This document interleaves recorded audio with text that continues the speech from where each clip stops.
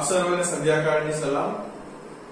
પ્રભુની સ્તુતિ થાવ કે યુવાનો તરીકે અને પ્રભુના દીકરા દીકરીઓ તરીકે હું ને તમે ફરીને એકવાર આપણે બાઇબલ કેવી રીતના વાંચવું તેની ત્રીજા સેશનમાં હું ને તમે એકત્ર થઈ શક્યા.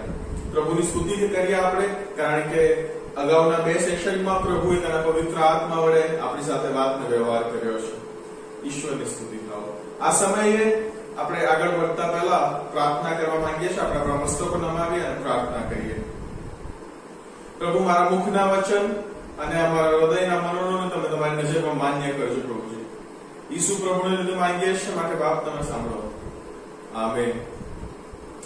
ગયા 2 સેશનમાં જે અગત્યના અમુક મુદ્દાઓ આપણે જોયા હતા અને સમજ્યા હતા તેને સંક્ષિપ્તમાં આપની સમક્ષ ફરી એકવાર રિકેપના પેટે વહેંચવા માંગુ છું.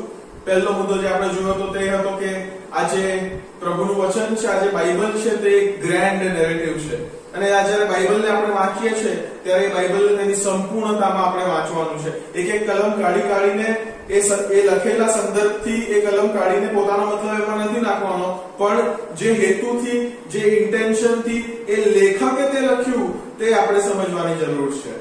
બીજો જે મુદ્દો આપણે અગત્યનો શીખ્યો હતો તે હતો કે ખ્રિસ્તી વિશ્વાસની અંદર ઈશ્વર પુત્ર એટલે ઈસુ ખ્રિસ્ત અને આ બાઇબલ એટલે કે પ્રભુનું વચન એ બંનેને પ્રભુના શબ્દો કહેવામાં આવ્યા છે. ધ રિટન વર્ડ અને ધ ઇન્કાર્નેટેડ વર્ડ. એટલે જે એને ફોલો કરતો જે બીજો એક અગત્યનો મુદ્દો હતો તે એ હતો કે જ્યારે આપણે આ લખેલા શબ્દને વાંચીએ છીએ ત્યારે લખેલા શબ્દની પાછળ મારે ને તમારે એ દેહધારી શબ્દ એટલે ઈસુ ખ્રિસ્તને મળવાની વાત. ગયા સેશનમાં આપણે અમુક બહુ અગત્યની બાબતો શીખી હતી કે પ્રભુ ઈસુ ખ્રિસ્તે પોતે એક રાજા, એક યાજક અને એક પ્રબોધક તરીકેની જવાબદારીઓ પોતે સ્વીકારી હતી. તે ભૂમિકાઓ તેઓ નિભાવતા હતા અને હું ને તમે પણ જ્યારે ઈસુ ખ્રિસ્તના અનુયાયીઓ છે ત્યારે અને આપણી પણ એ જવાબદારી છે કે હું ને તમે જ્યારે સૃષ્ટિની અંદર જીવીએ છીએ ત્યારે એક રાજા, એક યાજક અને એક પ્રબોધક તરીકે આપણે જીવન જીવીએ. નિર્ગમન 19:5 અને 6 મેં તમે જોયું હતું કે આપણે એક રાજમાન્ય યાજક વર્ગ છે. એટલે રાજમાન્ય યાજક વર્ગ એટલે કે રાજા અને યાજક બંનેના રોલ્સને ત્યાં કમ્બાઈન કરવામાં આવ્યા છે. ત્યારબાદ જો આગળ જોતા આપણે જ્યારે પ્રકટીકરણનું પુસ્તક જોઈએ છે, પ્રકટીકરણનું પુસ્તક તેનો 1લો અધ્યાય 5મી અને 6ઠ્ઠી કલમ, ત્યાં પણ આપણને આવું જ એક ચિત્ર જોવા મળે છે. આપણે વાંચીશું પ્રકટીકરણ 1:5મા કલમનો બીજો ભાગ અને 6ઠ્ઠી આખી કલમ તમારે આગળ વાંચવા માંગીશ. જેણે આપણા પર પ્રેમ રાખ્યો અને પોતાના રક્ત વડે આપણને આપણા પાપથી મુક્ત કર્યા અને દેવ એટલે પોતાના પિતાને સારું આપણને યાજકો તથા રાજા બનાવ્યા, તેને મહિમા તથા અધિકાર સર્વકાળ સુધી છો. અહીંયા પણ આપણે જોયું કે રાજા અને યાજક એ બંનેના જે જવાબદારીઓ છે, બંને ભૂમિકાઓને એક સાથે ક્યાંક એક કરવામાં આવી છે. મને તમને બચાવવામાં કેમ આવ્યા છે, મને તમને ઉદ્ધાર કેમ આપવામાં આવ્યો છે, તારાની અનુભવની ખાતરી કેમ મને તમને મળી છે? કારણ કે મારે તમારે એ પ્રભુને સારું, એ રાજા, એ યાજક અને પ્રબોધકનું કામ કરવાનું છે. વી આર ટુ વર્ક, કામ કરવાનું છે મારે તમારે. પ્રકટીકરણનું પુસ્તક તેનો 5મો અધ્યાય અને તેની 9મી અને 10મી કલમ જો જોઈએ તો ત્યાં પ્રભુનું વચન આ પ્રમાણે કહેશે. તેઓ નવું કીર્તન ગાતા કહે છે કે તું ઓડિયું લેવાને તથા તેની મુદ્રા તોડવાને યોગ્ય છે, કેમ કે તને મારી નાખવામાં આવ્યો હતો ને તે તારા રક્તથી દેવને સારું સર્વ કુળોના, ભાષાના, પ્રજાના તથા દેશમાંના લોકોને વેચાતા લીધા છે અને અમારા દેવને સારું તેમને રાજા તથા યાજકો કર્યા છે અને તેઓ પૃથ્વી ઉપર રાજ કરે છે. અહીંયા પણ આપણે જે અગત્યનો મુદ્દો જોયો તે કે આપણને પ્રભુના લોક હોવાને નાતે એક રાજા અને યાજક તરીકેની ભૂમિકાઓ બંને એક સાથે કરવામાં આવી છે. આપણે ત્યારબાદ 12માંથી જોયું હતું કે ઈસુ ખ્રિસ્તે કીધું હતું કે યુનાથી અહીંયા એક મોટો છે. એટલે ઈસુ ખ્રિસ્ત કહી રહ્યા હતા કે હું પ્રબોધકોમાંનો પ્રબોધક છું અને તે યાદ કરાવતા મંડળી માટે એક ચિહ્ન છે કે મંડળીને તે કહેવા માંગે છે કે મંડળીની પણ એ જવાબદારી છે જ્યારે તે આ સંસારમાં અસ્તિત્વ ધરાવે છે ત્યારે સંસારની અંદર મંડળી એક પ્રબોધકનું કાર્ય કરે. જ્યોતિષ વિદ્યા કરે, કાલે શું થવાનું છે એ કહે કે પછી ભવિષ્યની વાતો કરે, એટલું નહીં પણ પ્રભુનું જે મન છે તે સૃષ્ટિની આગળ, બનાવેલી સર્જનની આગળ ખુલ્લું કરવાની વાત એ પ્રભુનું વચન મારે ને તમારે શીખવાની અને સમજવાની જરૂર છે. એટલે એક રાજા, એક યાજક અને એક પ્રબોધક તરીકેની જવાબદારી મારી ને તમારી છે. હું ને તમે મંડળી તરીકે આપણા શબ્દો દ્વારા અને આપણા જીવનો દ્વારા આપણે પ્રભુ ઈસુ ખ્રિસ્તનું પ્રતિબિંબ લોકો આગળ મૂકવાનું છે. આજના આ ખાસ સેશનની અંદર એ આસ્પેક્ટ પર, એ પહેલું પર એક નવા નજરિયાથી જોતા હું તમને વિનંતી કરીશ કે તમે રોમનોને પત્ર તેનો 8મો અધ્યાય 18 થી લઈને 23 વચન તમે મારી સાથે ખોલશો. પાઉલ પ્રેરિતે રોમનોને લખેલો પત્ર તેનો 8મો અધ્યાય 18 થી લઈને 23 વચન. પ્રભુનું વચન આપણને આ પ્રમાણે કહે છે, કેમ કે હું એમ માનું છું કે જે મહિમા આપણને પ્રગટ થનાર છે તેની સાથે આ વખતના દુઃખો સરખાવવા જોગ નથી. કેમ કે સૃષ્ટિની ઉત્કંઠતા દેવના છોકરાના પ્રગટ થવાની વાટ જોયા કરે છે. કારણ કે સૃષ્ટિ પોતાની ઈચ્છાથી નહીં પણ સ્વાધીન કરનારની ઈચ્છાથી વ્યર્થપણાને સ્વાધીન થઈ. પણ તે એવી આશાથી સ્વાધીન થઈ કે સૃષ્ટિ પોતે પણ નાશના દાસત્વમાંથી મુક્ત થઈને દેવના છોકરાના મહિમાની સાથે રહેલી મુક્તિ પામે. કેમ કે આપણે જાણીએ છીએ કે અત્યાર સુધી આખી સૃષ્ટિ તમામ નિસાસા નાખીને પ્રસૂતિની વેદનાથી કષ્ટાય છે. વળી તે એકલી જ નહીં પણ આપણે પોતે જેઓને આત્માનું પ્રથમ ફળ મળ્યું છે તે જોઈને પણ દત્તક પુત્રપણાની એટલે આપણા શરીરના ઉદ્ધારની વાટ જોતા આપણે પોતાના મનમાં નિસાસા નાખીએ છીએ. બે લેવલના અલગ અલગ નિસાસાની વાત પાઉલ પ્રેરિત કરી રહ્યો છે. સૃષ્ટિ નિસાસા નાખીએ છે અને હું ને તમે પણ નિસાસા નાખી રહ્યા છે. આજે નિસાસા નાખવાની જે ભાષા છે તે ખરેખર તો આમ જોવા જઈએ તો પાઉલ ઉત્પત્તિની પુસ્તકમાંથી તે ભાષાનો ઉપયોગ કરી રહ્યો છે. મેને તમે જો આપણે ઉત્પત્તિ 3 પર પાછા જઈએ અને ત્યાં આગળ જ્યારે માણસે પરમેશ્વરની વિરુદ્ધ વિદ્રોહ કર્યો એ પેલું ફળ ખાઈને, ત્યારબાદ સર્વપ્રથમ જે લાક્ષણિકતા તેનામાં આવી માણસની અંદર દેખાઈ પાપની, તે તો શરમ હતી. એ પોતે જેવો હતો તેવો પોતાની જાતને એ સ્વીકારી નતો શકતો. એટલા માટે ખબર છે ને પછી પેલા અંજીરના એ જે ફિગ લીવ્સ હતા એને તેઓએ પોતાના શરીરની આજુબાજુ વીંટોળી લીધા હતા. બીજું જે સિમ્પટમ જોવા મળ્યું તે કે એ સામેવાળી વ્યક્તિ જેવી છે તેવી તેને પણ નથી સ્વીકારી શકતી. પાપની આ લાક્ષણિકતા આજે પણ મારાના તમારામાં છે. આપણે જેવા છીએ તેવા પોતાની જાતને સ્વીકારી નથી શકતા. આપણને શરમ લાગે છે. શરમની મૂળ પરિભાષા એ છે કે હું જેવો છું તેવો પોતાની જાતને હું સ્વીકારી ના શકું, એટલે શરમ લાગવાની વાત.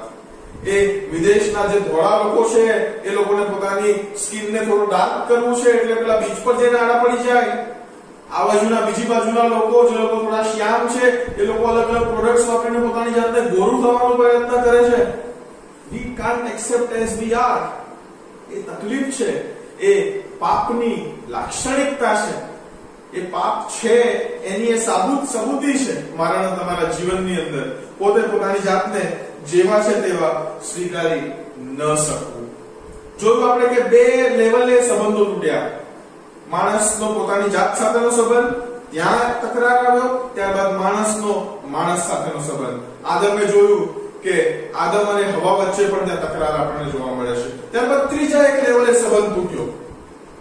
સંધ્યાકાળે પ્રભુ આદમને પુકારતા આવ્યા અને પોકારતા આવ્યા ત્યારે આદમને ત્યાં બે ભાવનાઓ આવી તેના મગજમાં.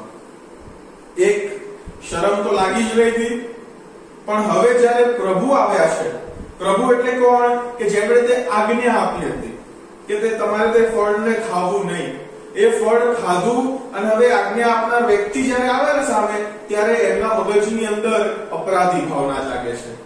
એટલે બે મુખ્ય લાક્ષણિકતાઓ જે પાપની બીજી જે આવી તે એક તો શેમ એટલે કે શરમ લાગી અને બીજી એક ગિલ્ટ એટલે કે અપરાધી ભાવના. એટલે ટૂંકમાં માણસનો પ્રભુ સાથેનો સંબંધ, તેમાં પણ આપણને ત્યાં તકરાર જોવા મળે છે. કારણ કે પ્રભુ તો નિરંતર એદન વાડીની અંદર આદમ અને હવા સાથે સંગત કરવાની માટે આવતા જ હતા, પણ હવે સંગતમાં પણ એક વિખવેદ આપણને જોવા મળે છે પ્રભુના વચનોની અંદર.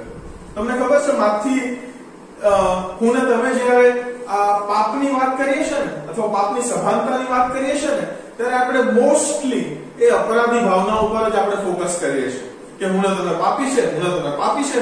અલા પણ એવું નહીં. પ્રભુએ આપણી એ જે પાપની ભાવના, એ જે અપરાધની ભાવના તે કેવળ વધસ્તંભ પર નથી લીધી. જે સમજવાની જરૂર છે મારે ને તમારે તે એ છે કે તે અપરાધી ભાવનાની સાથે સાથે એ વધસ્તંભની ઉપર પ્રભુએ શરમ પણ લઈ લીધી છે મારે ને તમારી.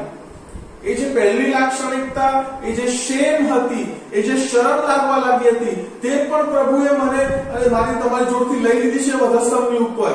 પ્રભુ ઈસુ ખ્રિસ્તના જીવનને જુઓ, એમની વંશાવળીને જુઓ. માથી 1 માં લખેલું છે. માથી 1 માં એવા નામો લખેલા છે જે લોકોના ઇતિહાસ બહુ ખરાબ હતા. યહૂદા તો પોતાની વહુ સાથે સૂઈ ગયો હતો. દાઉદ અને તેનું પાપ, પછી સુલેમાન ને તેનું પાપ. 4 એવી સ્ત્રીઓનું નામ પણ બાઇબલની અંદર એ માથી 1 ની વંશાવળીમાં લખવામાં આવી છે, જે જો ખરેખર કોઈ નિખાલસ મનવાળો લેખક ના હોત તો એ નામો ના લખેત. પણ એવા પણ નામો તેની અંદર છે. જે કહેવા માંગી રહ્યો છું તે કે પ્રભુ ઈસુ ખ્રિસ્તે મારીને તમારી જે શરમ હતી ને, પાપની લાક્ષણિકતા, તે શરમને પણ પ્રભુએ વધસ્તંભની ઉપર પોતે લઈ લીધી હતી. તમને ખબર છે કે ઈસુ ખ્રિસ્તનું જે ગર્ભ છે તે મરિયમની અંદર, એ મરિયમના લગ્નને પહેલા તૈયાર થઈ ગયો હતો. આ તો આજના સમયમાં પણ આપણે બહુ પ્રોપર સમજી શકીશું આ બાબતને, જે તમને કહી રહ્યો છું ને. કલ્પના કરો, કોઈ દીકરી હોય અને તે દીકરી લગ્ન પહેલા જો ગર્ભવતી થઈ જાય તો તે દીકરીને મારો ને તમારો સમાજ, ભારતીય સમાજ કેવી નજરથી જોશે? હું તો તમને 2000 વર્ષ પહેલાની વાત કરું છું. એ બી યહૂદી જેવો રૂઢિચુસ્ત સમાજ, એવા સમાજની વાત કરું છું. અને તે સમાજની અંદર મરિયમ લગ્ન પહેલા પ્રભુ ઈસુ ખ્રિસ્તનો ગર્ભ તેનામાં તૈયાર થાય છે. ઇવન ઇમેજિન, પ્રભુ ઈસુ ખ્રિસ્ત જ્યારે નાના હશે ને ત્યારે તેમના મિત્રોના મમ્મી પપ્પા તેમને કહેતા હશે મિત્રોને કે પેલા છોકરા ઈસુ જોડે તમે ના રમતા, કારણ કે એ તો ગેરકાયદેસર બાળક છે, એ તો વ્યભિચારથી જન્મેલો બાળક છે, કારણ કે એના બાપ કોણ છે એ મને તમને ખબર નથી. એ પ્રભુ ઈસુ ખ્રિસ્તે એ શરમ પણ પોતે ઉઠાવી લીધી. હું આ તમને ક્યાંથી કહી રહ્યો છું? યોહાન 8 ખોલો. યોહાન 8 ની અંદર એ ફરોશી અને ઈસુ ખ્રિસ્ત સાથેનું જે બહુ મોટો વાર્તાલાપ ત્યાં લખવામાં આવ્યો છે. અને ત્યાં વારંવાર ફરોશીઓ એક જ ડાયરેક્શનમાં પ્રભુ ઈસુ ખ્રિસ્તને મેળા મારી રહ્યા હોય એવું લાગી રહ્યું છે. જો તમે 19મી કલમ જુઓ, ત્યાં આગળ ફરોશીઓએ તેને પૂછ્યું કે તારો બાપ ક્યાં છે? ત્યારબાદ 33મી કલમની અંદર એ લોકો કહી રહ્યા છે પ્રભુ ઈસુ ખ્રિસ્તને કે અમે તો ઇબ્રાહીમના વંશજો છે. અને પણ પ્રભુ ઈસુ ખ્રિસ્ત પણ યહૂદી હતા. એમના યહૂદીઓએ પેલા આગેવાનો એમ કેમ ના કીધું કે આપણે ઇબ્રાહીમના વંશજો છે, પણ તેમણે તો એવું કીધું કે અમે ઇબ્રાહીમના વંશજો છે. ત્યારબાદ તમે 39મી કલમ જુઓ, ત્યાં ફરી એ લોકો કહે છે કે ઇબ્રાહીમ અમારો બાપ છે. અને પછી પરાકાષ્ઠા 41મી કલમમાં આવે છે અને ત્યાં તેઓ ઈસુ ખ્રિસ્તને કહે છે કે અમે વ્યભિચારથી જન્મ્યા નથી, અમારો એક જ બાપ છે. એટલે ઈસુ ખ્રિસ્તને કહી રહ્યા હતા કે તું વ્યભિચારથી જન્મ્યો છે અને તું ગેરકાયદેસર બાળક છે. આ શેમ વિશે, આ શરમ વિશે હું તમે કદી વાત નથી કરતા. આપણે તો પાપની વાત કરીએ છીએ, અપરાધી ભાવનાની વાત કરીએ છીએ, પવિત્ર ઈશ્વરની વાત કરીએ છીએ, પણ આનું શું? પ્રભુ ઈસુ ખ્રિસ્તે આ પણ મારાને તમારે સારું કર્યું. ત્યારબાદ રોમી નિયમ પ્રમાણે પ્રભુ ઈસુ ખ્રિસ્તનું જ્યારે વધસ્તંભ પર જડાવવું થયું ત્યારે રોમી નિયમ એવો હતો કે જે કોઈ વ્યક્તિને વધસ્તંભ પર જડવામાં આવે તે વ્યક્તિના આ શરીરની ઉપર એક વસ્ત્રનું કપડું પણ ના હોય. નગ્નતામાં વધસ્તંભે તેઓ લોકોને, અપરાધીઓને જડાતા હતા. પ્રભુ ઈસુ ખ્રિસ્તે એ શરમ પણ મારીને તમારી લઈ લીધી. ખબર છે તમને? મને તમને કેટલી શરમ લાગી જાય જો કોઈકના અથવા આપણા પોતાના શર્ટ અથવા કઈ ટોપ જે હોય બગલથી ફાટી ગયું હોય તો કેટલી શરમ લાગવા લાગે, નહીં? અલા, ઈસુ ખ્રિસ્તો એ વધસ્તંભની ઉપર મારે ને તમારે સારું, મારા ને તમારા પાપોને સારું, પ્રભુ એ નગ્ન થઈને તે નગ્નતાની શરમ પણ પ્રભુએ વધસ્તંભની ઉપર લઈ લીધી હતી. This is the level, this is the height of God's love. એ પ્રભુના પ્રેમની હાઈટ છે અને પ્રભુ એટલો બધો પ્રેમ મને ને તમને કરે છે. પ્રભુ ઈસુ ખ્રિસ્ત જ્યારે આ પૃથ્વી પર જીવ્યા ત્યારે તેઓ પાપીઓ સાથે બાપ્તિસ્મા પામ્યા. એટલા માટે તો યોહાન બાપ્તિસ્મી ના પાડતો હતો કે હું તમને બાપ્તિસ્મા નહીં આપું. પ્રભુ ઈસુ ખ્રિસ્તને હંમેશા દાણચોરો, વૈશ્યાઓ અને પાપીઓના મિત્રો કહેવામાં આવ્યા. This is height. જ્યારે મરણે તમને કોઈ ખોટી અથવા ખરાબ પર્સનાલિટી, કુખ્યાત વ્યક્તિ જોડે બી કોઈ લિંક કરી દે ને કે આની જોડે ઉઠે બેસે છે, તો બી મરણે તમને તો ગુસ્સો આવી જાય. પ્રભુ ઈસુ ખ્રિસ્તે તો એ શરમ પણ મારીને તમારી લઈ લીધી.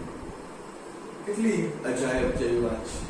અને તે ઉપરાંત જ્યારે પ્રભુ ઈસુ ખ્રિસ્તને વધસ્તંભે ચડાવવામાં આવ્યા ત્યારે તેઓને બે ખૂનીઓ, બે અપરાધીઓની વચ્ચે તેઓને વધસ્તંભે એ નગ્નતામાં ચડાવવામાં આવ્યા. હિબ્રુઓને પત્ર તેનો 12મો અધ્યાય અને બીજી કલમ આપણને આ પ્રમાણે કહેશે: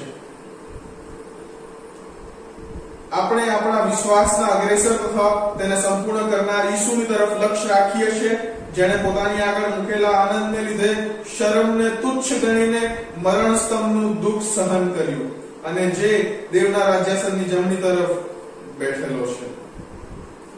શરમને પણ પ્રભુએ મારાને તમારી સારું તુચ્છ ગણી કે આઈ ડોન્ટ કેર, કારણ કે હું તો મારા લોકોને પ્રેમ કરું છું અને જે પાપની લાક્ષણિકતાઓ છે, એ જે શરમ છે અને જે અપરાધી ભાવના છે અને જે આખી પાપની આખી બાબત છે, તે હું મારા શિરે એ બધા સ્તંભની ઉપર લઈ લઉં છું. સમજવાની વાત છે મારે તમારે આ વસ્તુ કે પ્રભુએ મારો તમારી શરમ પણ લઈ લીધી. જ્યારે સુવાર્તા પ્રચાર કરો ને ત્યારે યાદ રાખજો કે હું ને તમે તો એવા સમાજમાં જીવીએ છીએ જ્યાં પવિત્ર ઈશ્વરની સભાનતા નથી.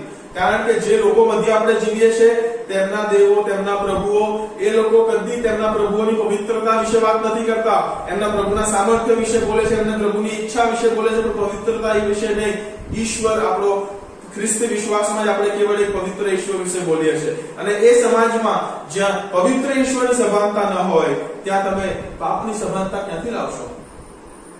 પણ એક વસ્તુ નક્કી છે, એક વસ્તુ ચોક્કસ છે કે કોઈ બી વ્યક્તિએ પોતાના આખા જીવનકાળમાં ગમે ત્યારે કોઈ બી પહેલુઓની અંદર, કોઈ બી પાસાની અંદર શરમનો અનુભવ તો કર્યો જ હોય.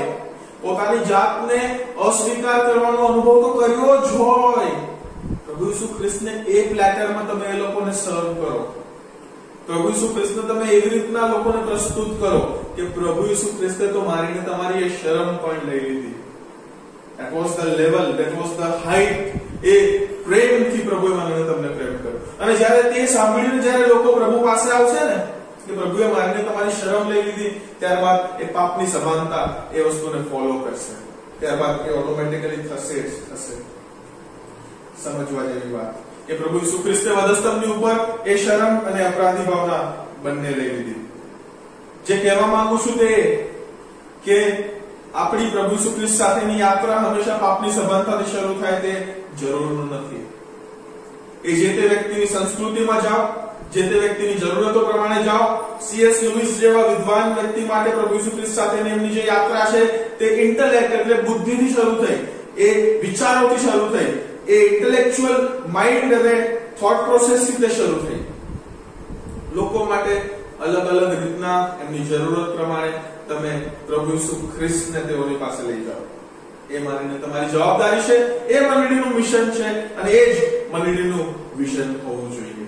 We have to remember this. પછી જે અગત્યની બાબત બીજી એક કહી રહ્યો છું તે એ છે કે પ્રભુએ મને તમને તેમની પ્રતિમા પ્રમાણે બનાવ્યા છે.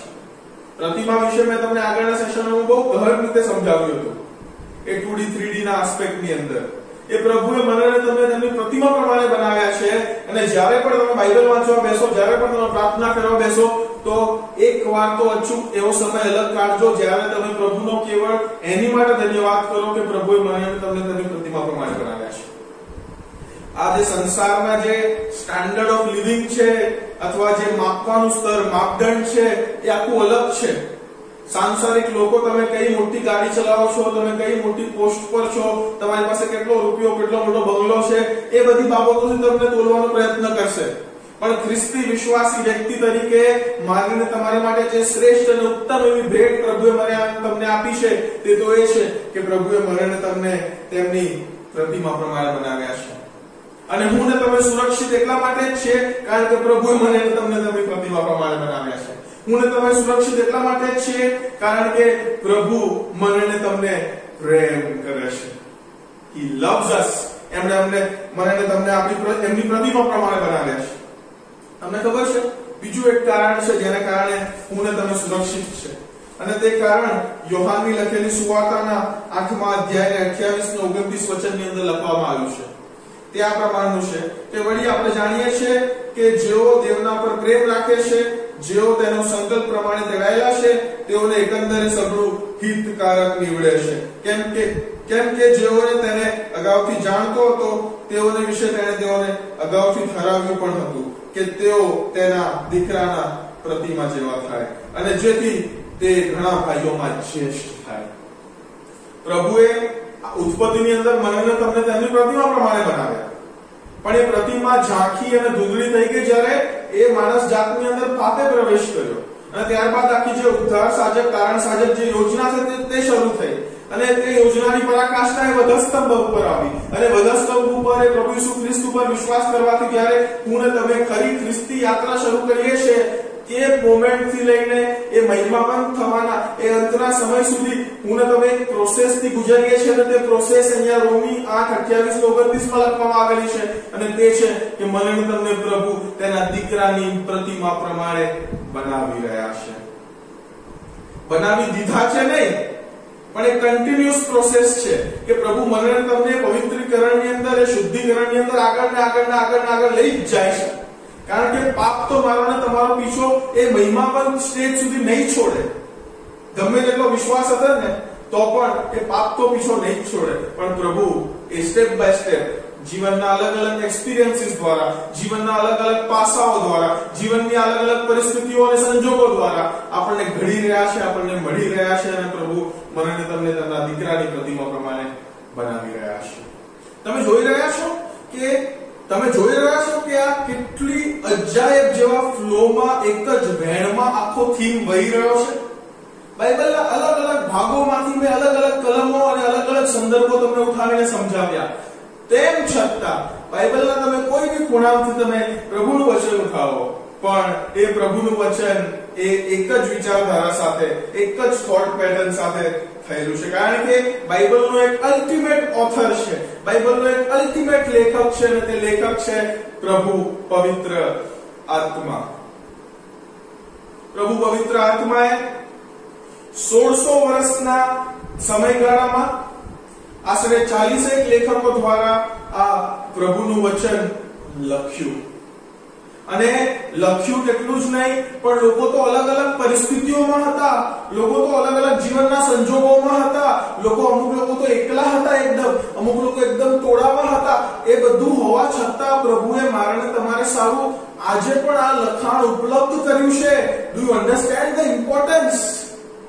કે જે પવિત્ર આત્મા, જે લેખકે આ પ્રભુનું વચન લખ્યું, તે લેખકે મને ને તમને આ વચન ઉપલબ્ધ પણ કર્યું. બાઇબલનો ઇતિહાસ તમે જુઓ ને તો બાઇબલના ઇતિહાસને અને આજના સમયને ગણતા લગભગ 7 થી 8000 વર્ષોથી આ પ્રભુનું વચન મારે તમારે સારું સાચવીને રખાયેલું છે, અને આપણને તે ઉપલબ્ધ છે. અને એવું નથી કે એક કે બે ભાષાઓમાં જ છે, અનેક એવી ભારતીય ભાષાઓમાં અને વિશ્વમાંની અનેક એવી ભાષાઓમાં તે ઉપલબ્ધ છે. પ્રભુ પવિત્ર આત્માનો આપણે ધન્યવાદ કરીએ, પ્રભુ પિતાનો અને પ્રભુ પુત્રનો આપણે ધન્યવાદ કરીએ. પ્રભુના વચનો માટે પણ આપણે પ્રભુનો ધન્યવાદ કરવાની જરૂર છે. આપણે સમજીને તે ચાલવાની જરૂર છે. મને તમને પ્રભુએ તેમના વચનો પ્રમાણે રાજા અને રાણી થવા માટે બોલાયા છે, કે હું ને તમે આ સૃષ્ટિની, આ સર્જન કરેલી વસ્તુઓની આપણે દેખરેખ રાખીએ. ઉત્પત્તિ 4 ની અંદર પણ પાપ થઈ ગયા બાદ પણ પ્રભુનું વચન લખે છે, નોંધે છે કે લોકોમાં વાસણીઓની અને અલગ અલગ રીતની કારીગીરીઓ હતી. એટલા માટે તો મેં તમને પહેલા સેશનમાં કીધું હતું કે જે કંઈ પણ આ પ્રયોગો, જે કંઈ પણ ઇન્વેન્શન્સ અને ડિસ્કવરીઝ આપણે કરી શકીએ છીએ, જે કંઈ પણ નવી શોધખોળ આપણે કરી શકીએ છીએ, જે કંઈ પણ આપણે ડેવલપમેન્ટ કરી શકીએ છીએ આ સર્જન કરેલી વસ્તુની અંદર, તે એટલા માટે જ છે કે પ્રભુએ મને તમને રાજ કરવાની એ આજ્ઞા આપી છે. ત્યારબાદ મેં તમે જોયું હતું કે હું ને તમે તો પ્રભુને સારું એ યાજક વર્ગ છીએ. એનો મતલબ એમ થયો કે સૃષ્ટિનું પ્રતિનિધિત્વ મધ્યસ્થી દ્વારા આપણે પ્રભુને કરીએ. હું ને તમે તો પ્રભુને સારું પ્રબોધકો છીએ. યર્મિયાનું તેડું તમને યાદ છે? જ્યારે યર્મિયાને પ્રભુએ તેડ્યો ને ત્યારે યર્મિયાએ એવું કીધું હતું કે હું તો હજુ બચ્ચું છું, મને તો બોલતા નથી આવડતું. પણ પ્રભુએ તેને પછી જવાબ આપ્યો હતો કે મેં તો તું તારી માના ઉદરમાં હતો ત્યારથી મેં તને પસંદ કરેલો છે. અને પ્રભુએ મને ને તમને ખ્રિસ્તી હોવાને નાતે એ સ્ટેજથી એ લેવલથી પસંદ કરેલા છે. એટલા માટે તો મને ને તમને ચર્ચ કહેવાય છે ને. ચર્ચ માટેનો જે ગ્રીક શબ્દ છે તે છે એક્લેસિયા. એક્લેસિયા એટલે મતલબ કે એ અલગ કરેલો સમુદાય. પવિત્રનો મતલબ પણ એ છૂટું પાડેલું, એ અલગ કરેલું. હું ને તમે તે છીએ. અને મારે ને તમારે તે વસ્તુને સમજવાની જરૂર છે. આગળ વધીએ ને તે પહેલા બે એવા શાસ્ત્ર પાઠો તમારી આગળ વાંચવા માંગુ છું જે વિશે આપણે અગાઉ નતા વાંચ્યા. મેં તમને અગાઉ જ કીધું હતું કે શેતાનને ખબર જ નથી કે પ્રભુ ઈસુ ખ્રિસ્તને વધસ્તંભ પર મોકલવા કે પછી પ્રભુ ઈસુ ખ્રિસ્તને વધસ્તંભ પર જતા અટકાવવા. અને જે પહેલું શાસ્ત્ર પાઠ છે તમારી આગળ વાંચવા માંગુ છું તે 1 કોરિન્થી તેનો 2 અધ્યાય 7 અને 8 વચનો. 1 કોરિન્થી 2 અધ્યાય 7 અને 8 વચન. આનો સંદર્ભ તમે સમજવાનો પ્રયત્ન કરો ને તો આ સંદર્ભની અંદર એ જે પાઉલ પ્રેરિત આજે અગાઉના જે બે અધ્યાયો લખે છે તેની અંદર તે એ દર્શન શાસ્ત્રોના જ્ઞાન વિશે વાત કરે છે. તે વાત કરે છે કે વધસ્તંભ કેવી રીતના એ યુનાનીઓને માટે એક મૂર્ખતા સમાન છે અને એ યહૂદીઓને માટે તે એક પ્રકારનો ઠોકરરૂપ પથ્થર છે. આ સંદર્ભ એ સમયથી અલગ છે, પણ જ્યારે પ્રભુનું વચન હું ને તમે આજે વાંચીએ છીએ ને ત્યારે તેને આપણે તેની બહોળાઈમાં આપણે સમજવાની જરૂર છે. 7મી કલમમાં આ પ્રમાણે લખેલું છે, પણ દેવનું જ્ઞાન એટલે જે ગુપ્ત રાખેલું જ્ઞાન અનાદિકાળથી દેવે આપણા મહિમાને સારું નિર્માણ કર્યું હતું તેની વાત અમે મર્મમાં બોલીએ છીએ.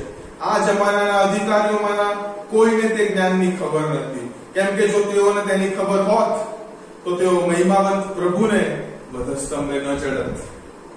આજે જમાનાના અધિકારીઓ લખેલા છે ને તે જમાનાના અધિકારીઓ એટલે એ સમયનો કોઈ સમ્રાટ કે હાકેમ એ કોઈ નહીં, પણ પાઉલ પ્રેરિત અહીંયા શૈતાની શક્તિઓની વાત કરી રહ્યો છે. જો એ શૈતાનને ખબર હોત કે એ આ મહિમાવંત પ્રભુને એ વધસ્તંભે જડાવી રહ્યો છે, જો શૈતાનને ખબર હોત કે પ્રભુ ઈસુ ખ્રિસ્તને વધસ્તંભે જડાવવાથી પોતાના પગ તળેથી જમીને ખેંચી રહ્યો છે તો એ કદી ના કરત, પણ તેને તે ખબર જ નથી. ત્યારબાદ કોલોસીઓને પત્ર તેનો 2 અધ્યાય 13 થી 15 વચનો પણ આપણે સાથે વાંચીએ. પાઉલ પ્રેરિત દ્વારા કોલોસીની મંડળીને લખેલો પત્ર તેનો 2 અધ્યાય અને 13 થી 15 વચન. ત્યાં પ્રભુનું વચન આપણને આ પ્રમાણે કહે છે કે વળી તમે તમારા અપરાધોમાં તથા તમારી દેહની બેસુન્નતમાં મુવેલા છતાં તેણે તમારા સર્વ અપરાધોને માફ કરીને તમને તેની સાથે જીવતા કર્યા અને વિધિઓનું જે ખત આપણી વિરુદ્ધ હતું અને આપણને પ્રતિકૂળ હતું તેને ભૂસી નાખીને તથા વધસ્તંભે તેને ખિલ્લા મારીને વચમાંથી કાઢી નાખ્યું. એ વધસ્તંભ જગ્યા હતી જ્યાં અલ્ટિમેટ કોન્કર, જ્યાં અલ્ટિમેટ રીતે પ્રભુ મારે તમારે સારું રાજા બન્યા. કારણ કે વધસ્તંભની ઉપર પ્રભુએ શૈતાનની બધી શક્તિઓને ખુલ્લી પાડી દીધી. એ લોકોને શૈતાની શક્તિઓને વચમાંથી તે કાઢી નાખી. એ જે પાપ શૈતાને માણસ જાતમાં મૂક્યું હતું તે પાપનો ઉપાય, તે શૈતાન પરનો પરાજય એ પ્રભુ ઈસુ ખ્રિસ્તે તે વધસ્તંભ ઉપર મારે તમારું સારું કર્યું. જ્યારે પ્રભુ ઈસુ ખ્રિસ્તે વધસ્તંભ ઉપરથી કીધું હતું કે સંપૂર્ણ થયું, ત્યારે ના કેવળ ત્યાં પ્રાયશ્ચિતનું કામ સંપૂર્ણ થયું હતું, ના કેવળ ખાલી ત્યાં આગળ જે ઉદ્ધારની યોજના છે તે સંપૂર્ણ થઈ હતી, પણ તેની સાથે સાથે બીજી એક વસ્તુ સંપૂર્ણ થઈ હતી, તે એ હતી કે શૈતાનનો પરાજય ત્યાં સંપૂર્ણ થયો હતો. અને હું ને તમે જ્યારે આ સમયમાં જીવી રહ્યા છે ને, યાદ રાખજો હંમેશા કે હું ને તમે તો એક હારેલા શત્રુની સાથે લડત છે આપણી. એ વ્યક્તિ તો ઓલરેડી હારેલો છે. મારે ને તમારે એને એટલો બધો શક્તિશાળી સમજી લેવાની જરૂર નથી, પણ એ બી યાદ રાખજો કે હારેલો છે એટલા માટે તે વધારે જોર કરશે. પ્રભુના વચનોમાં અને પ્રાર્થનામાં તલ્લીન રહેવાની વાત છે. સાથે મળીને સંગત માણવાની વાત છે અને ભાઈ બહેનો સાથે લોકો પ્રભુનો સમુદાય સાથે મળીને એ પ્રભુના વચનોમાંથી શીખે અને પ્રાર્થનામાં દ્રઢ થાય. કારણ કે જે કહેવા માંગી રહ્યો છું તે કે પ્રાર્થના અને પ્રભુનું વચન એ બંને મારા અને તમારા માટે બહુ જ અગત્યનું છે અને તે વડે જ આપણે ફરી એ હારેલા શત્રુને ફરી પરાજય આપી શકીશું. રોમનોને પત્ર 8મો અધ્યાય 23 માં આપણે ફરી જઈએ તે પહેલા તમને જે કહી રહ્યો હતો શરૂઆતમાં તમને કીધું હતું કે 3 અલગ અલગ લેવલમાં સંબંધો તૂટ્યા હતા. એટલે કે માણસનો પોતાની જાત સાથેનો સંબંધ તૂટ્યો હતો, માણસનો અન્ય માણસ સાથેનો સંબંધ તૂટ્યો હતો, માણસનો પ્રભુ સાથે સંબંધ તૂટ્યો હતો, પછી ચોથા લેવલે જે સંબંધ તૂટ્યો હતો તે હતો કે માણસનો પ્રકૃતિ સાથે એટલે સૃષ્ટિ સાથે એ સર્જન કરેલી વસ્તુ સાથે સંબંધ તૂટ્યો હતો. ઉત્પત્તિનું પુસ્તક તેનો 3જો અધ્યાય અને 16 થી 19 કે સ્ત્રીને પ્રભુએ કહ્યું કે હું તારો શોક તથા તારા ગરોદરપણાનું દુઃખ ઘણું જ વધારીશ. તું દુઃખે બાળક જળશે અને તું તારા ધણીને આધીન થશે ને તારા ઉપર ધણી પણ કરશે. અને આદમને યહોવાએ કહ્યું કે તે તારી પત્નીની વાત માની ને જે સંબંધી મેં તને આજ્ઞા આપી હતી કે તારે ન ખાવું તે વૃક્ષનું ફળ તે ખાધું, એ સારું તારે લીધે ભૂમિ શાપિત થઈ છે. જોવો છે ને, માણસને પાપને કારણે ભૂમિ શાપિત થઈ છે. યાદ રાખજો આ વસ્તુ, આપણે ફરી જોઈશું તેને. ભૂમિ શાપિત થઈ છે, તેમાંથી તું તારા આયુષ્યના સર્વ દિવસોમાં દુઃખે ખાશે. તે કાંટા તથા કંટાળી તારે સારું ઉગવશે અને તું ખેતરનું શાક ખાશે. તું ભૂમિમાં પાછો જશે ત્યાં સુધી તું તારા મોંના પરસેવા ઉતારીને રોટલી ખાશે, કેમ કે તું તેમાંથી લેવાયો છે ને તું ધૂળ છે ને પાછો ધૂળમાં મળી જશે. આ વસ્તુ યહોવાએ આદમ અને હવાને કહી હતી. એટલે માણસનો એ સૃષ્ટિ સાથેનો સંબંધ ત્યાં પણ આપણને એ વિખવાદ જોવા મળે છે. અગત્યની વાત મારાને તમારે સમજવી જ રહી. રોમનોનો પત્ર 8મો અધ્યાય અને 22મી કલમની અંદર સ્પષ્ટ રીતના આપણે વાંચ્યું હતું કે ત્યાં લખેલું છે કે કેમ કે આપણે જાણીએ છીએ કે અત્યાર સુધી આખી સૃષ્ટિ તમામ નિસાસા નાખી રહી છે અને પ્રસૂતિની વેદનાથી કષ્ટાઈ રહી છે. આ પાઉલ જે છે તે ઉત્પત્તિના પુસ્તકમાંથી આખી ભાષાને લઈ રહ્યો છે. ત્યારબાદ એની આગળ જે 20 અને 21 કલમ લખેલી છે તે આપણે વાંચીએ. કારણ કે સૃષ્ટિ પોતાની ઈચ્છાથી નહીં, સૃષ્ટિએ પાપ નહોતું કર્યું, પાપ આદમે કર્યું હતું. સૃષ્ટિએ પોતાની ઈચ્છાથી નહીં પણ સ્વાધીન કરનારની ઈચ્છાથી તે વ્યર્થપણાને સ્વાધીન થઈ. પણ એ વ્યર્થપણાને સ્વાધીન જે થઈ ને તે આશાથી થઈ. અને તે આશા શું હતી? તે આશા તે હતી કે સૃષ્ટિ પોતે પણ નાશના દાસત્વમાંથી મુક્ત થઈને દેવના છોકરાના મહિમાની સાથે એની રહેલી મુક્તિ પામે. એટલે કે આ જે સૃષ્ટિ છે ને એ પણ હવે એ છુટકારા માટે નિસાસા નાખી રહી છે કે તેને પણ સૃષ્ટિને છુટકારો જોઈએ છે. અને સૃષ્ટિને છુટકારો કેવળ એ પ્રભુ જ્યારે આવીને માણસને છુટકારો આપશે ને પાપથી, ત્યારે જે સૃષ્ટિને છુટકારો મળશે તેવું આપણને જોવા મળે છે. પછી 5મા લેવલે એક સંબંધ તૂટ્યો હતો. અને જે 5મા લેવલે સંબંધ તૂટ્યો હતો તે હતો કે પ્રકૃતિ સાથેનો સંબંધ એ તૂટી ગયો હતો. 2001 26 જાન્યુઆરી ગુજરાત કદી નહીં ભૂલી શકે. જે ઘરો તબાહ થયા હતા, જે મંડળીઓમાં નુકસાન થયું હતું, જે સમાજોમાં નુકસાન થયું હતું, જે લોકોએ પોતપોતાના ઘરો ગુમાવ્યા હતા, એટલો ભયંકર ધરતીકંપ એ ઉત્તર ગુજરાતે અનુભવ્યો હતો. અને ઉત્તર ગુજરાતમાં જે ધરતીકંપ આવ્યો તેનો અનુભવ સેન્ટ્રલ અને દક્ષિણમાં પણ લોકોએ કર્યો હતો. પ્રકૃતિ સૃષ્ટિનો સંબંધ એ સૃષ્ટિ સાથે પણ ત્યાં પણ આપણને તકરાર જોવા મળે છે. કારણ કે માણસે પાપ કર્યું. એના કારણે આ 5 લેવલે સંબંધો તૂટી ગયા. અને આ જે સૃષ્ટિ છે તે હવે છુટકારા માટે નિસાસા નાખી રહી છે કે પ્રભુના દીકરાઓને છુટકારો મળશે. પ્રભુ ઈસુ ખ્રિસ્ત જ્યારે આવશે ત્યારે એ જે સૃષ્ટિ છે તેને પણ નવી કરવામાં આવશે. મેં તમને પહેલા સેશનની અંદર પ્રશ્ન પૂછ્યો, તમને યાદ છે? મેં તમને પૂછ્યું હતું કે બાઇબલની શરૂઆત એ ઉત્પત્તિથી કેમ થાય છે અને બાઇબલનો અંત નવી ઉત્પત્તિથી કેમ થાય છે? This is the reason. એ પાપને કારણે એ સૃષ્ટિ પણ નિસાસા નાખી રહી છે અને સૃષ્ટિ પણ નવી થવાની રાહ જોઈ રહી છે. This is what we have to understand. Roman 8 અને 23 માં પ્રભુનું વચન આ પ્રમાણે કહે છે કે વળી તે એકલી જ નહીં પણ આપણે પોતે જેઓને આત્માનું પ્રથમ ફળ મળ્યું છે તે જોઈને પણ આપણે દત્તક પુત્રપણાની એટલે આપણા શરીરના ઉદ્ધારની વાત જોઈએ છે. આપણે આપણા શરીરના ઉદ્ધારની વાત જોઈએ છે. ઇમ્પોર્ટન્ટ આસ્પેક્ટ જે મારે તમારે હવે સમજવો રહ્યો. જ્યારે પ્રભુએ માણસને બનાવ્યો ને ત્યારે ઉત્પત્તિ 1:1 માં વિશેષ કરીને લખ્યું છે કે આદિએ દેવે આકાશ તથા પૃથ્વી ઉત્પન્ન કર્યા. એટલે પરમેશ્વર જે આત્મા છે તેઓએ આકાશ તથા પૃથ્વી જે વસ્તુ છે, જે પદાર્થ છે તેને ઉત્પન્ન કર્યો. ત્યારબાદ 2:7 માં ઉત્પત્તિ 2:7 માં લખેલું છે કે પ્રભુએ એ જમીનમાંથી રેતી લઈને તેમાંથી માણસને બનાવ્યો અને પછી તેમાં પોતાનો શ્વાસ મૂક્યો. હિબ્રુ ભાષાની અંદર શ્વાસ માટે જે ત્યાં શબ્દ લખેલો છે તે છે રૂઆહ. અને તે રૂઆહનો મતલબ બીજી રીતના પ્રભુનો આત્મા પણ થાય.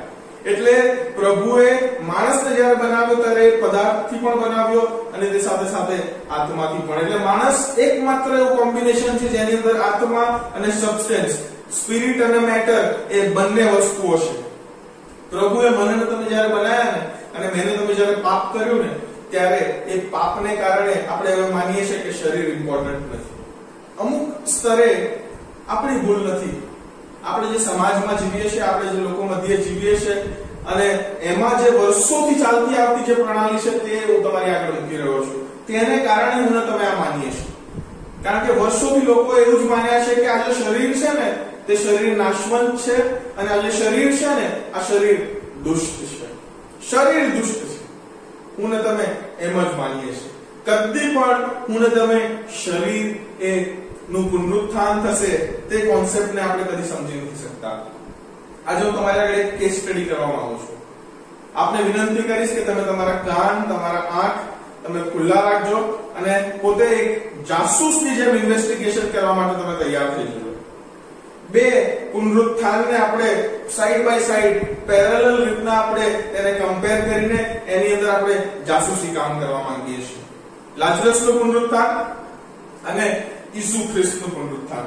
લાજરસનું પુનરુત્થાન એ યોહાનની લખેલી સુવાર્તાના 11મા અધ્યાયમાં આપણે સારું લખવામાં આવી છે. યોહાનના લખેલી સુવાર્તાની અંદર 11મા અધ્યાયની અંદર સ્પષ્ટ લખેલું છે કે લાજરસ મરી ગયો અને તેને રાખવામાં આવ્યો. તેના 4 દિવસ પછી ઈસુ ખ્રિસ્ત તે જગ્યાએ પહોંચ્યા, બેથાનીમાં આવ્યા. એટલે પછી ઈસુ ખ્રિસ્તે સીધું પ્રભુને ધન્યવાદ આપ્યો. પ્રભુને ધન્યવાદ આપ્યા પછી એમ કીધું કે લાજરસ બહાર આવી. ચોંકી જવા જેવી બાબત તો એ છે કે લાજરસ ઉઠીને કબરના દરવાજા સુધી કેમ ન આવ્યો? કારણ કે યહૂદી દફન કરવાની પ્રણાલિકા પ્રમાણે કે જે મરિયમ અને માર્થા અને લાજરસનું જે કુટુંબ હતું ને એ ધનાઢ્ય કુટુંબમાંનું એક કુટુંબ હતું. કારણ કે અરિમથિયાના યુસુફની જેમ જે પણ એક ધનાઢ્ય વ્યક્તિ હતો એ માર્થા, મરિયમ અને લાજરસની પણ એક કુટુંબની અલગ કબર હતી. એક ચિહ્ન છે કે એવું બતાવે છે કે એ એક ધનાઢ્ય કુટુંબમાંથી હતો અને તે ધનાઢ્ય કુટુંબની અંદર જ્યારે મરણ થાય ને ત્યારે તેઓ કુટુંબની આખી અલગ કબર હોય. એ અલગ કબરની અંદર જે રીતની એ લોકોની દફન ક્રિયા થાય તે આ રીતની હોય કે તેમના શરીરને આમ આડું મૂકવામાં આવેલું હોય પથ્થરની ઉપર લાંબા, અને ત્યારબાદ તેમનો જે માથાનો ભાગ છે તેને એક ઊંચા પથ્થર પર હજી એક આમ મૂકવામાં આવ્યું હોય. એટલે 3 ભાગ, માથું, ગળું અને શરીર. માથાને અલગ કપડાથી વીંટોળવામાં આવ્યું હોય, શરીરને એ શણના લુગડાથી આખું વીંટોળવામાં આવ્યું હોય. લાજરસ દરવાજે કેમ ન આવી ગયો? પ્રશ્ન. કારણ કે પ્રભુ ઈસુ ખ્રિસ્ત પણ જ્યારે એ પથ્થરનો એ કબર પરનો પથ્થર હટાવી દેવામાં આવે છે લાજરસની કબર પરથી, ત્યારે એ ત્યાં ઉભેલા લોકોને કહે છે કે આને છોડી દો અને આને જવા દો. છોડી દો એટલે જે શણનું લુગડું વીંટોળેલું હતું ને એને તમે ખોલી દો અને એને જવા દો.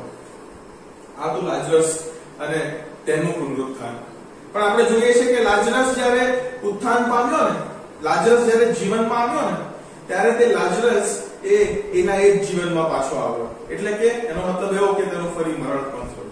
પ્રભુ ઈસુ ખ્રિસ્તના એ પુનરુત્થાન વિશે તમે વિચાર કરો. હું આપને વિનંતી કરીશ કે યોહાનની લખેલી સુવાર્તા 20મો અધ્યાય 3 થી 8 વચન આપણે વાંચવા માંગીએ છીએ. યોહાનની લખેલી સુવાર્તા તેનો 20મો અધ્યાય અને 3 થી 8 વચન. જે પૃષ્ઠભૂમિ છે આને તમને કહી રહ્યો છું. માથી 28 ની અંદર સ્પષ્ટ લખેલું છે કે દૂતે આવીને તે કબર પરથી પથ્થર હટાવી દીધો. હવે પથ્થર હટાવ્યા બાદ આપણને ક્યાંય એવું લખેલું નથી કે ઈસુ ખ્રિસ્ત દરવાજેથી બહાર આવ્યા. નેવર. પણ ત્યાં આગળ પછી આપણે જોઈએ છે કે પેલી સવારમાં પેલી મરિયમ magdalene અને બીજે જે સ્ત્રીઓ છે તેઓ ત્યાં કબરે તે મસાલાઓ લગાવવા માટે ગઈ હતી અને ત્યાં આગળ તેઓ દૂતને જોવે છે અને પછી દૂત તેઓને કહે છે કે ઈસુ તો ઉઠ્યો છે. પછી એ લોકો આ વાત જઈને શિષ્યોને કહે છે અને શિષ્યોને કીધા પછી જે થાય છે તે યોહાન 20:3-8 માં આપણે વાંચવા માંગીએ છીએ.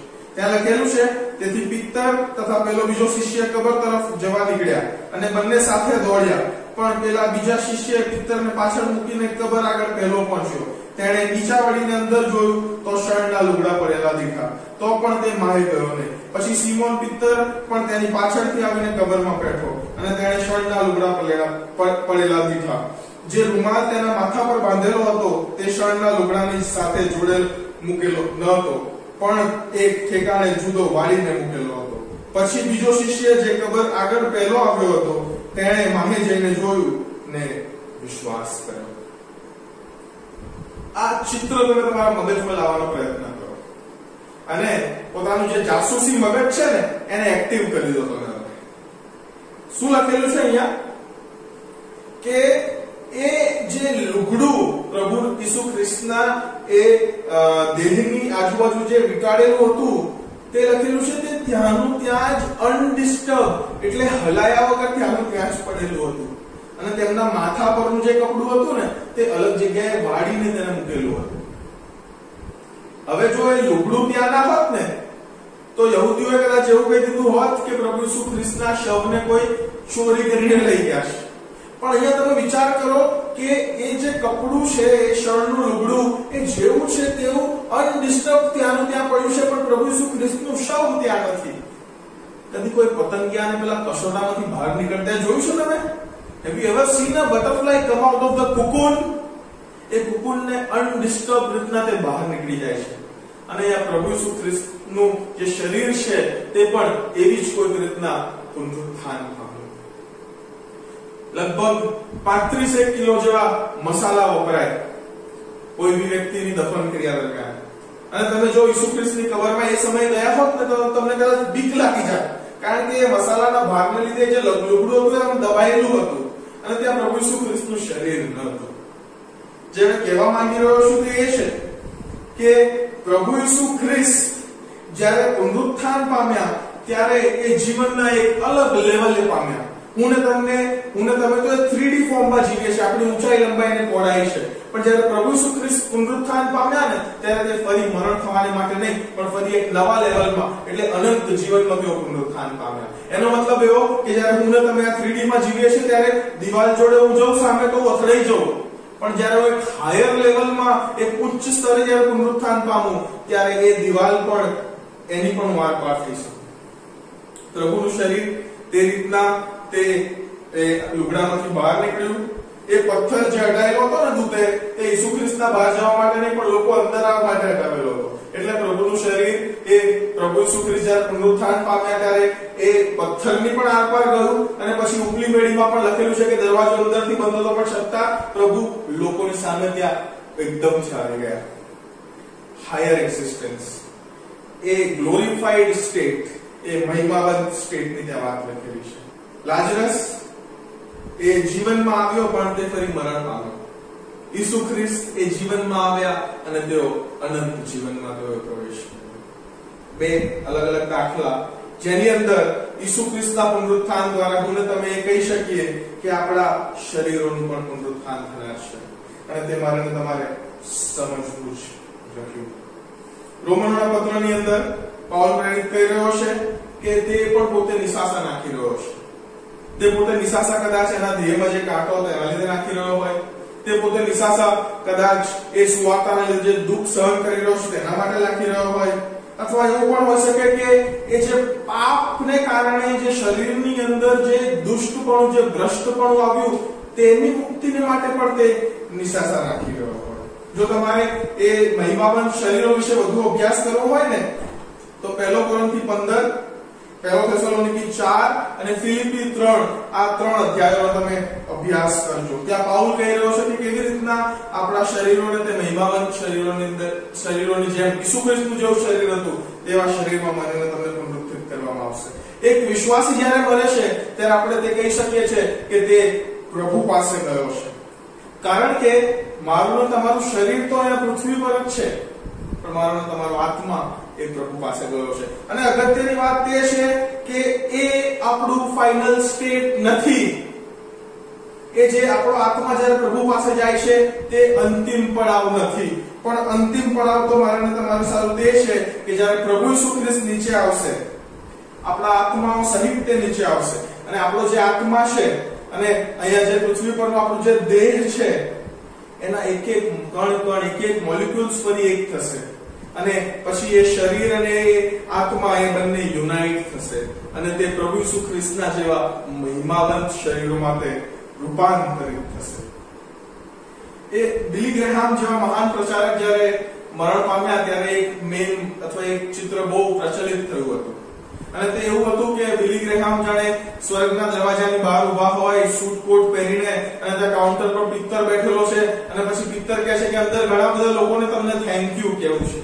પણ એવું ના હોય. બિલી ગ્રેહામનું શરીર તો હજી પણ એક કબરમાં છે, તો તેઓ સૂટ કોટ પહેરીને ઉપર ક્યાંથી પહોંચી ગયા? આનો મતલબ એ થયો કે હું તમે ખરેખર એ શરીરના પુનરુત્થાનને એટલું બધી ગંભીરતાથી નથી લેતા.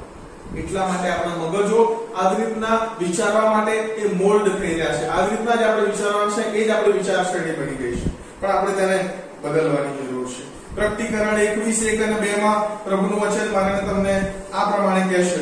પ્રકટીકરણનું પુસ્તક તેનો 21મો અધ્યાય પહેલી અને બીજી કલમમાં. પછી મેં નવું આકાશ તથા નવી પૃથ્વી જોયા, કેમ કે પહેલું આકાશ તથા પહેલી પૃથ્વી જતા રહેલા છે અને સમુદ્ર હવે છે જ નહીં. વળી મેં પવિત્ર નગર નવું યરુશલેમ દેવની પાસેથી આકાશમાંથી ઉતરતું જોયું, અને જેમ કન્યા પોતાના વરને સારું શણગારવામાં આવેલી હોય તેમ તે તૈયાર કરેલું હતું.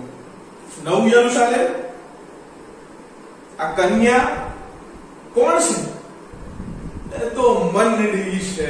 પ્રભુની સાર્વત્રિક મંડળીની વાત અહીંયા યોહાન જે પ્રેરિત છે તે કરી રહ્યો છે, અને તે કઈ દિશામાં આગળ વધી રહી છે? પ્રભુના વચનમાં એ લખેલું છે કે તે નીચે ઉતરી રહી છે. એટલે એનો મતલબ એવો થયો કે મારો ને તમારું જે ફાઇનલ ડેસ્ટિનેશન છે, જે આખરી પડાવ, આખરી મંઝિલ છે, એ તો અહીંયા છે. જેમ કહ્યું હતું તેમ જ્યારે કોઈ વિશ્વાસી મરણ પામે છે ત્યારે પ્રભુનો આત્મા એ જે એનો આત્મા છે તે પ્રભુ પાસે જાય છે, અને પ્રભુ ઈસુ ખ્રિસ્ત જ્યારે અંતિમ સમયમાં પાછા આવશે ત્યારે એ શરીરો અને એ આત્માઓ એ યુનાઇટ થશે અને તે મહિમાવંત શરીરોમાં એ પ્રવેશ કરશે. અને પછી જે લોકો પ્રભુના સંજોગો પ્રમાણે, પ્રભુના વચનો પ્રમાણે ચાલ્યા હશે, પ્રભુની ઈચ્છાની યોજના પ્રમાણે જીવન જીવ્યા હશે, ઈસુ ખ્રિસ્તનો સ્વીકાર કર્યો હશે, તે લોકો પૃથ્વી પર ફરી આવશે અને તેઓ રાજ્ય કરશે. આપણું ફાઇનલ સ્ટેજ અહીંયા હશે. ઉત્પત્તિ પ્રકટીકરણ 22 અને 5 માં શું લખેલું છે? ફરીથી રાત પડશે ને તેઓને દીવાના અથવા સૂર્યના પ્રકાશની જરૂર નથી, કેમ કે પ્રભુ દેવ તેઓ પર પ્રકાશ પાડશે અને તેઓ સદા સર્વકાળ સુધી રાજ કરશે. ફરી એ રાજ કરવાની વાત.